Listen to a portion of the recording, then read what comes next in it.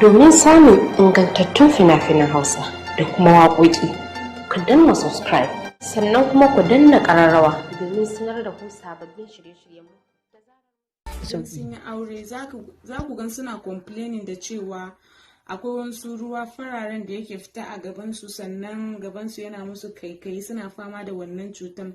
To wannan cutan yana da suna iri-iri da ake kiran shi da shi. Ana kiran shi toilet infection, ana kiran shi infection, ana kiran shi gonorrhea. Sannan wannan cutan through sex ake kamawa. So please maza, idan matayenku suka muku complain da cewa suna da wannan cutan, the first thing you can do is to take her to hospital. Idan ka kai ta asibiti, ka tabbatar da cewa maganin da doctor zai rubuta maka ka siya mata, kai ma kana shan wannan maganin, saboda wannan cutan ba ita kaɗai take da shi ba, true sex ne. So idan tana da kishiya, idan su ma su biyu ne da kai, dukka uku ku sha maganin saboda ya muku aiki a lokaci ɗaya, wannan cutan ku rabu da shi. Amma idan aka ce ita ɗaya ne za ta sha wannan maganin, to wannan cutan fa yana nan.